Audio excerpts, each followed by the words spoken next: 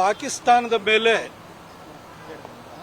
ವಾಯುದಾಳಿಯನ್ನು ಮಾಡಿ 3 ದಿನಗಳಲ್ಲೇ ಪಾಕಿಸ್ತಾನವನ್ನ ಬಗ್ಗು ಬಡಿಯುವ ಹಂತಕ್ಕೆ ಭಾರತ ಬಂದಾದ ನಂತರ ಇಡೀ ದೇಶಾದ್ಯಂತ ಮೋದಿಯವರ ಒಂದು ಸಮರ್ಥ ನಾಯಕತ್ವ, ದೇಶದ ಸೇನೆಯ ಬಗ್ಗೆ ಅಪಾರವಾದಂಥ ಅಭಿಮಾನ, ಹೆಮ್ಮೆ 140 ಕೋಟಿ ಭಾರತೀಯರಲ್ಲಿ ಕಂಡು ಬರ್ತಾ ಇದೆ. ಆದರೆ ಕಾಂಗ್ರೆಸ್ಗೆ ಇದನ್ನು ಸಹಿಸಿಕೊಳ್ಳಕ್ಕಾಗ್ತಾ ಇಲ್ಲ. ಹಾಗಾಗಿ ಪ್ರತಿನಿತ್ಯನೂ ಕೂಡ ಮೋದಿ ಅವರನ್ನ ಟೀಕೆಯನ್ನು ಮಾಡುವಂಥದ್ದು, ಇಲ್ಲ ಸಲ್ಲದಂತಹ ಆರೋಪಗಳನ್ನು ಮಾಡುವಂಥದ್ದು, ಇಂದಿರಾ ಗಾಂಧಿ ಅವರಿಗೆ ಹೋಲಿಸೋದಕ್ಕೆ ಹೊರಡುವಂಥದ್ದು, ಈ ರೀತಿ ಪ್ರಯತ್ನಗಳು ಸತತವಾಗಿ ನಡೀತಾ ಇದೆ.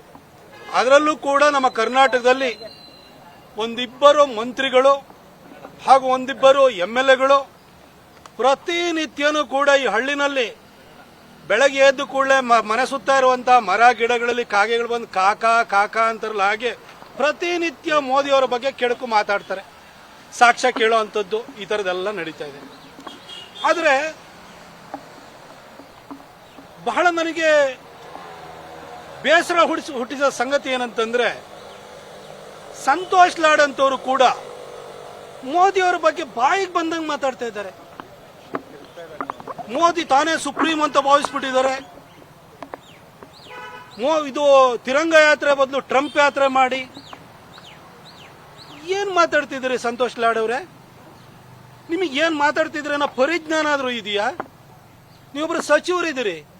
ಮೋದಿ ತಾನೇ ಸುಪ್ರೀಂ ಅಂತಂದ್ರೆ 140 ಕೋಟಿ ಜನಸಂಖ್ಯೆ ಇವತ್ತು ಮೋದಿ ಅವರನ್ನ ಚುನಾವಣೆಯಲ್ಲಿ ಗೆಲ್ಲಿಸಿ ದೇಶದ ಪ್ರಧಾನಿಯಾಗಿ 3ನೇ ಬಾರಿಗೆ ಆಯ್ಕೆ ಮಾಡಿದ್ದಾರೆ. ಸುಪ್ರೀಂ ಮೋದಿ ಅಲ್ದಲ್ಲ ಇನ್ಯಾರು? ಮೋದಿ ಅವ್ರನ್ನ ಪ್ರತಿನಿತ್ಯನೂ ಕೂಡ ಬೈದಿದ್ರೆ ನಿಮಗೆ ತಿಂದಿದ್ದು ಅರಗಲ್ವಾ?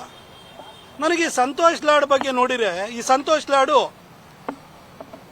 ರಕ್ತದ ಕಣಕಣದಲ್ಲೂ ಕೂಡ ದೇಶ ಪ್ರೇಮವನ್ನ, ಧರ್ಮನಿಷ್ಠೆಯನ್ನ ಇಟ್ಕೊಂಡಿರುವಂತಹ ಮರಾಠ ಸಮುದಾಯಕ್ಕೆ ಸೇರಿದಂತವರು. ಆದರೆ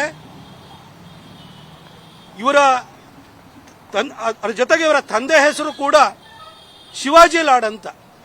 ಆದರೆ ಸಂತೋಷ್ ಲಾಡ್ ಬಾಯಿ ಬಿಟ್ರೆ ಶಿವಾಜಿಗಿಂತ ಹೆಚ್ಚಾಗಿ ಅಫ್ಜಲ್ ಖಾನ್ನ ಛಾಯೆನೇ ಕಾಣುತ್ತೆ. ಅವ್ರ ಮಾತುಗಳು ಆ ರೀತಿ ಕೇಳಿಸ್ತವೆ. ಆದ್ರೆ ಈ ಸಂತೋಷ್ ಲಾಡ್ ಬಹಳ ಮೇಧಾವಿ ತರ ಬಂದು ಬಹಳ ಪೋಸ್ ಕೊಡ್ತಾ ಇರ್ತಾರೆ. ಪ್ರತಿನಿತ್ಯನೂ ಕೂಡ ಮೋದಿಯನ್ನ ಎಲ್ಲಾ ವಿಷಯಕ್ಕೂ ಎಳತರುವಂಥದ್ದು ಅವ್ರಿಗೊಂಥರ ಚಾಳಿ ಆಗೋಗ್ಬಿಟ್ಟಿದೆ. ಆದ್ರೆ ಈ ಸಂತೋಷ್ ಲಾಡ್ ಎಂತಹ ಒಬ್ಬ ತಿಳಿಗೇಡಿ ಅನ್ನೋದಕ್ಕೆ ಹೇಳಲಿಕ್ಕೆ ಬಯಸ್ತೀನಿ, ಉದಾಹರಣೆ ಸಮೇತ ಹೇಳಲಿಕ್ಕೆ ಬಯಸ್ತೀನಿ. 1 ವರ್ಷದ ಹಿಂದೆ, ಇವತ್ತಿಗೆ 1 ವರ್ಷದ ಹಿಂದೆ ಹುಬ್ಬಳ್ಳಿನಲ್ಲಿ ನೇಹಾ ಮರ್ಡರ್ ಕೇಸ್ ಆಯ್ತು. ಅದ್ರ ಬಗ್ಗೆ ಮಾಧ್ಯಮದವರು ಪ್ರಶ್ನೆ ಮಾಡಿದ್ರೆ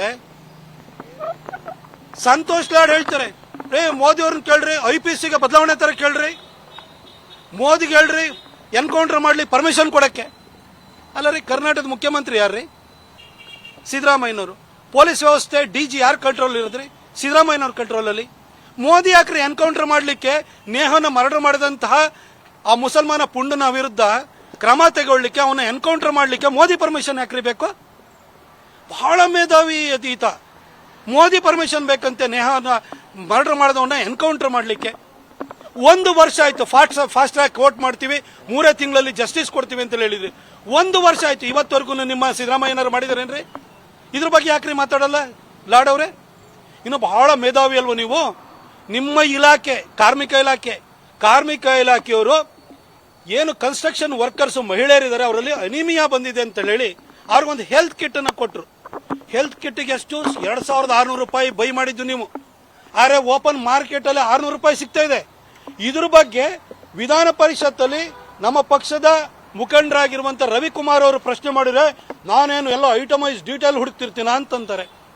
ಅಲ್ಲ ರೀ, ನಿಮ್ಮ ಇಲಾಖೆನಲ್ಲಿ 600 ರೂಪಾಯಿ ಸಿಗಂತದನ್ನ 2600 ರೂಪಾಯಿಗೆ ಟೆಂಡರ್ ಕರೆದ್ಬಿಟ್ಟು ಲಂಚ ಹೊಡೆಯೋದೇ ನಿಮಗೆ ಗೊತ್ತಿಲ್ಲ ಅಂತೀರಿ. ಇನ್ನು ದೇಶವನ್ನ ಸಂಭಾಳಿಸುವಂಥದ್ದು ಹೇಗೆ ಅಂತ ಮೋದಿಗೆ ಹೇಳ್ಕೊಳ್ಳೋಷ್ಟು ಬುದ್ಧಿ ಇದೆಯೇನ್ರಿ ನಿಮಗೆ? ನಿಮ್ಮ ಇಲಾಖೆ ಬಗ್ಗೆನೇ ನಿಮ್ಗೆ ಗೊತ್ತಿಲ್ಲ. ಇನ್ನು ಇಂದಿರಾ ಗಾಂಧಿಗೆ ಬಹಳ ನೀವು ಕಂಪೇರ್ ಮಾಡ್ತಿದ್ದೀರಲ್ಲ ಸಂತೋಷ್ ಲಾಡ್ ಅವರೇ. ಏನ್ ಇಂದಿರಾ ಗಾಂಧಿ ಅವರು 1971ರಲ್ಲಿ ಕಡ್ದು ಕಟ್ಟೆ ಹಾಕ್ಬಿಟ್ರು ಅಂತ ತಿಳಿದಿದ್ರಿ? ಬಾಂಗ್ಲಾದೇಶವನ್ನ ಪ್ರತ್ಯೇಕ ಮಾಡಿಬಿಟ್ರು ಅಂತ. ಆಗ ಬಾಂಗ್ಲಾದೇಶವನ್ನ ಪೂರ್ವ ಪಾಕಿಸ್ತಾನ ಅನ್ನೋರು, ಈಗಿರೋ ಪಾಕಿಸ್ತಾನನ ಪಶ್ಚಿಮ ಪಾಕಿಸ್ತಾನ ಅನ್ನೋರು. ಅದಕ್ಕಿಂತ ಮೊದಲು ಬಾಂಗ್ಲಾದೇಶದಲ್ಲಿ ಪೂರ್ವ ಪಾಕಿಸ್ತಾನದಲ್ಲಿ ಪಾಕಿಸ್ತಾನಿ ಆರ್ಮಿ ಏನಿದೆ ಅದು ಲಕ್ಷಾಂತರ ಜನ ಬಾಂಗ್ಲಾ ಮಹಿಳೆಯರನ್ನು ಅತ್ಯಾಚಾರ ಮಾಡಿತ್ತು, ದಬ್ಬಾಳಿಕೆಯನ್ನು ನಡೆಸ್ತಾ ಇತ್ತು. ಅದರ ವಿರುದ್ಧವಾಗಿ ಶೇಖ್ ಮುಜಿಬುರ್ ರೆಹಮಾನ್ ನೇತೃತ್ವದಲ್ಲಿ ಬಾಂಗ್ಲಾ ಮುಕ್ತಿ ವಾಹಿನಿ ಅಂತ ಹೇಳಿ ಇಡೀ ಬಾಂಗ್ಲಾದೇಶಗಳು ಒಟ್ಟಾಗಿ ನಿಂತ್ಕೊಂಡು ಆರ್ಮಿಯ ವಿರುದ್ಧ ನಿಂತಿದ್ರು. ಆಗ ಭಾರತದ ಸೇನೆ, ಆಗ ಇಂದಿರಾ ಗಾಂಧಿಯವರು ಒಂದು ಗಟ್ಟಿ ನಿರ್ಧಾರವನ್ನು ತೆಗೆದುಕೊಂಡು ಬಾಂಗ್ಲಾವನ್ನು ಪ್ರತ್ಯೇಕ ಮಾಡಲಿಕ್ಕೆ ಹೊರಟರು. ಆಗ ಸಮಸ್ತ ಬಾಂಗ್ಲಾದೇಶಿಗರು ಜೊತೆ ನಿಂತಿದ್ರಿಂದಾಗಿ ಪಾಕಿಸ್ತಾನವನ್ನು ಸೋಲಿಸಲಿಕ್ಕೆ ಸಾಧ್ಯವಾಯಿತು. ನಮ್ಮ ಸೈನಿಕರು 93,000 ಪಾಕಿಸ್ತಾನಿ ಸೈನಿಕರನ್ನ ಒತ್ತಾಗಿ ತೆಗೆದುಕೊಂಡ್ರು. ಆದರೆ ಒತ್ತಾಗಿ ತೆಗೆದುಕೊಂಡ ನಂತರ ನಿಮ್ಮ ಇಂದಿರಾ ಗಾಂಧಿ ಅವರು ಮಾಡಿದ್ದೇನ್ರಿ? ಅಲ್ಲಿವರೆಗೂ 54 ಜನ ಭಾರತೀಯ ಯೋಧರು ಯುದ್ಧ ಖೈದಿಗಳಾಗಿ ಪಾಕಿಸ್ತಾನ ಜೈಲಲ್ಲಿದ್ರು. ಈ 93,000 ಜನನ ಬಿಟ್ಕೊಡೋ ಮೊದಲು ಆ 54 ಜನನ ಕಳಿಸ್ಬೇಕು ವಾಪಸ್ ಅಂತ ಒಂದು ಕಂಡೀಷನ್ ಹಾಕ್ಲಿಕ್ಕೆ ಆಗ್ಲಿಲ್ಲ ನಿಮ್ಮ ಇಂದಿರಾ ಗಾಂಧಿಗೆ. ಯುದ್ಧವನ್ನ ನಮ್ಮ ಸೈನಿಕರು ಗೆದ್ರು, ಆದ್ರೆ ಯುದ್ಧದ ಗೆಲುವನ್ನು ಹಾಳು ಮಾಡಿದ್ದು ನಿಮ್ಮ ಇಂದಿರಾ ಗಾಂಧಿ. 93,000 ಜನಕ್ಕೆ ಊಟ ಹಾಕಿ ವಾಪಸ್ ಗೌರವಯುತವಾಗಿ ಕಳಿಸ್ಕೊಟ್ರು. 54 ಜನ ಯುದ್ಧ ಖೈದಿಗಳನ್ನ, ಭಾರತೀಯ ಯುದ್ಧ ಖೈದಿಗಳನ್ನ ವಾಪಸ್ ಕರ್ಕೊಬರಕ್ಕಾಗ್ಲಿಲ್ಲ. ಅವತ್ತು 93,000 ಸೈನಿಕರನ್ನ ಬಿಡಬೇಕು ಅಂತ ಹೇಳಿದ್ರೆ ನಿಮ್ಮ ಪಾಕ್ ಆಕ್ರಮಿತ ಕಾಶ್ಮೀರ ಏನಿದೆ ಅದರಿಂದ ಹೊರಗಡೆ ಹೋಗಬೇಕು ಅಂತ ಹೇಳಿ ಕಂಡೀಷನ್ ಹಾಕ್ಬೋದಿತ್ತು. ಆ ಕಂಡೀಷನ್ ಹಾಕುವಂತ ಛಾತಿಯನ್ನ, ಎದೆಗಾರಿಕೆಯನ್ನ, ದಾಳಿಸಿತನನ್ನ ಇಂದಿರಾ ಗಾಂಧಿ ತೋರಲಿಲ್ಲ. ಅಷ್ಟು ಮಾತ್ರ ಅಲ್ಲ, ಈ ಕಡೆ ಪೂರ್ವ ಪಾಕಿಸ್ತಾನದ ಜೊತೆಗೆ ಪಶ್ಚಿಮ ಪಾಕಿಸ್ತಾನ ಅಂದ್ರೆ ಈಗಿರೋ ಪಾಕಿಸ್ತಾನದ ಮೇಲೆ ನಮ್ಮ ಸೈನಿಕರು ಲಾಹೋರ್ವರೆಗೂ ಹೋಗಿದ್ರು. ಸುಮಾರು 15,000 ಸ್ಕ್ವೇರ್ ಕಿಲೋಮೀಟರ್ ಒಳಗಡೆ ಹೋಗಿ ಕಬ್ಜಾ ಮಾಡಿದ್ರು. ಅದನ್ನು ಬಿಟ್ಕೊಟ್ಟು ಬಂದ್ರಿ, ಅದನ್ನು ಉಳಿಸ್ಕೊಳ್ಳಿಲ್ಲ. ಯಾವ ಇಂದಿರಾ ಗಾಂಧಿ ಬಗ್ಗೆ ಮಾತಾಡ್ತಾ ಇದ್ದೀರಿ? ಆದ್ರೆ ನರೇಂದ್ರ ಮೋದಿ ಅವರ ಬಗ್ಗೆ ಮಾತಾಡಬೇಕಾದ್ರೆ ಸ್ವಲ್ಪ ಇತಿಹಾಸದ ಜ್ಞಾನ ಇರಬೇಕು. ಇವತ್ತು ನರೇಂದ್ರ ಮೋದಿ ಅವರು ಪಾಕಿಸ್ತಾನದ 11 ಏರ್ ಫೀಲ್ಡ್ ಗಳನ್ನ ಇವತ್ತು ನಮ್ಮ ಸೈನಿಕರು ನಾಶ ಮಾಡಬೇಕಾದ್ರೆ ನರೇಂದ್ರ ಮೋದಿ ಅವರು ಎಂತ ರಿಸ್ಕ್ ನ ತಗೊಂಡು ಎಂತ ಎದೆಗಾರಿಕೆಯನ್ನು ತೋರಿದ್ದಾರೆ ಅಂತ ಹೇಳಿದ್ರೆ, ಅವತ್ತು ಬಾಂಗ್ಲಾದೇಶದಲ್ಲಿ ಸಮಸ್ತ ಬಾಂಗ್ಲಾದೇಶಿ ಜನರು ನಮ್ಮ ಸೈನ್ಯದ ಪರವಾಗಿ ನಿಂತಿದ್ರು, ಪಾಕಿಸ್ತಾನ ಸೈನ್ಯದ ವಿರುದ್ಧವಾಗಿದ್ರು. ಆದ್ರೆ ಇವತ್ತು ಪಾಕಿಸ್ತಾನದಲ್ಲಿ 24 ಕೋಟಿ ಮುಸಲ್ಮಾನರು ಪಾಕಿಸ್ತಾನಿ ಸೈನಿಕರ ವಿರುದ್ಧ ಇದ್ದಾರೆ. ಅಲ್ಲಿ ನಮ್ಮವ್ರು ಹೋಗಿ 11 ಏರ್ ಫೀಲ್ಡ್ ಗಳನ್ನ ಹೊಡೆದಾಕಿದ್ದಾರೆ. ಅವರ ನ್ಯೂಕ್ಲಿಯರ್ ಇನ್ಸ್ಟಾಲೇಷನ್ ಮೇಲೆ ದಾಳಿ ಆಗಿದೆ. 24 ಕೋಟಿ ಪಾಕಿಸ್ತಾನಿಯರು ಪಾಕಿಸ್ತಾನಿ ಸೈನಿಕರ ವಿರುದ್ಧ ಇದ್ದಾರೆ. ಇಂತಹ ಹಾಸ್ಟೈಲ್ ಸಿಚುವೇಶನ್ ಅಲ್ಲಿ ಅಲ್ಲಿ ಹೋಗಿ ಹೊಡೆದಿದ್ದಾರೆ. ಅಷ್ಟು ಮಾತ್ರ ಅಲ್ಲ, ಭಾರತದಲ್ಲಿ ಇನ್ನೂ 25 ಕೋಟಿ ಮುಸಲ್ಮಾನರಿದ್ದಾರೆ. ಅವರು ಪಾಕಿಸ್ತಾನ ಬಗ್ಗೆ ಬಹಳ ಜನ ಸಹಾನುಭೂತಿ ಇಟ್ಕೊಂಡಿದ್ದಾರೆ. ಇವ್ರನ್ನು ಹದ್ದು ಬಸ್ತಿನಲ್ಲಿ ಇಡಬೇಕು. ಅಲ್ಲಿ 24 ಕೋಟಿ ಪಾಕಿಸ್ತಾನಿಯರ ಬೆಂಬಲವನ್ನು ಪಡ್ಕೊಂಡಿರುವಂತಹ ಪಾಕಿಸ್ತಾನಿ ಆರ್ಮಿಯನ್ನು ಮಟ್ಟ ಹಾಕಬೇಕು. ಇಂತಹ ಒಂದು ಪರಿಸ್ಥಿತಿಯಲ್ಲಿ ಕೆಲಸ ಮಾಡ್ತಾ ಇದ್ದಾರೆ ಮೋದಿಯವರು. ಇವ್ರ ಬಗ್ಗೆ ನಾನೇ ಸುಪ್ರೀಂ ಆಗಿ ಗುರುತಿಸ್ತಾ ಇದ್ದೀನಿ. ಮೋದಿಯವರ ಬಗ್ಗೆ ಪ್ರಶ್ನೆ ಏನು, ಮೋದಿಯವರ ಒಂದು ಶಕ್ತಿಯ ಬಗ್ಗೆ ಪ್ರಶ್ನೆ ಮಾಡ್ತಿರಲ್ಲ ಸಂತೋಷ್ ಲಾಡ್, ಕನಿಷ್ಠ ಪರಿಜ್ಞಾನ ಇಟ್ಕೊಂಡು ಮಾತಾಡ್ರಿ. ಮೊನ್ನೆ ಹೋಗೇನೋ ಕಾಶ್ಮೀರದ ಪುಲ್ವಾಮಾ ಮತ್ತು ಪಹಲ್ಗಾಮ್ ಅಟ್ಯಾಕ್ ಆದ ನಂತರ ಪಾಕಿಸ್ತಾನದ ಮೇಲೆ ಭಾರತ ದಾಳಿ ಮಾಡಿದ ನಂತರ ಕಾಶ್ಮೀರಕ್ಕೆ ಪ್ರವಾಸಕ್ಕೆ ಹೋಗಿದ್ದವ್ರನ್ನ ವಾಪಸ್ ಕರ್ಕೊಂಡ್ಬಂದೆ ಅಂತ ಏನೋ ಎದೆ ಬಡ್ಕೋತಿದ್ರಲ್ಲ, ಯಾರ್ರಿ ನಿಮಗೆ ಕರ್ಕೊಂಬರಕ್ಕೆ ಅನುಕೂಲ ಮಾಡಿಕೊಟ್ಟಿದ್ದು? ಅವತ್ತು ನಮ್ಮ ಭಾರತ ಸರ್ಕಾರ, ಮೋದಿಯವರ ಸರ್ಕಾರ ಅನುಕೂಲ ಮಾಡಲಿಲ್ಲ ಅಂದ್ರೆ ನೀವೇ ಹೋಗಕ್ಕಾಗ್ತಿರ್ಲಿಲ್ಲ ರೀ. ಅವ್ರನ್ನೇನೋ ಕರ್ಕೊಂಬಂದ್ಬಿಟ್ಟೆ, ಇಲ್ಲಿಂದ ಫ್ಲೈಟ್ ಅಲ್ಲಿ ಹೋದೆ ಕರ್ಕೊಂಬಂದ್ಬಿಟ್ಟೆ, ನಾನ್ ತೊಂದೆ ಅಂತ ಹೇಳ್ತಿರಲ್ಲ. ಅಲ್ಲಿ ಕರ್ಕೊಂಬರ್ಲಿಕ್ಕೆ ವ್ಯವಸ್ಥೆ ಮಾಡಿಕೊಟ್ಟಿದ್ ಮೋದಿಯವರು.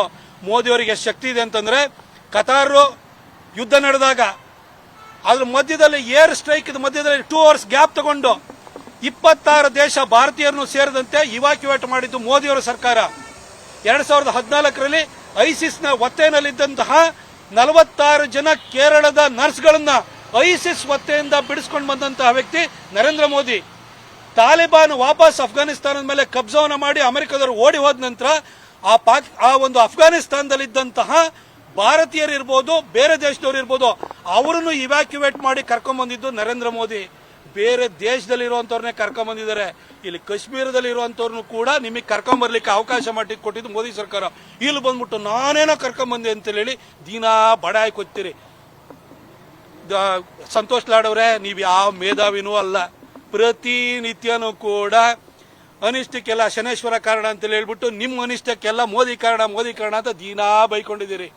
ಇಷ್ಟು ಬಿಟ್ಟರೆ ನಿಮ್ದು ಏನೂ ಇಲ್ಲ. ನನಗೆ ಬಹಳ ಬೇಸರ ಸಂಗತಿ ಅಂತಂದ್ರೆ, ಒಂದು ಮರಾಠ ಸಮುದಾಯಕ್ಕೆ ಸೇರಿದಂತಹ ವ್ಯಕ್ತಿಯಾಗಿ ಅಫ್ಜಲ್ ಖಾನ್ ತರ ಪ್ರತಿನಿತ್ಯ ಮಾತಾಡ್ತಿರಲ್ಲ, ಆ ಸಮುದಾಯಕ್ಕೆ ನೀವು ಮಾಡ್ತಾ ಇರುವಂತಹ ಅವಮಾನ ಅಂತ ಹೇಳಲಿಕ್ಕೆ ಬಯಸ್ತೀನಿ.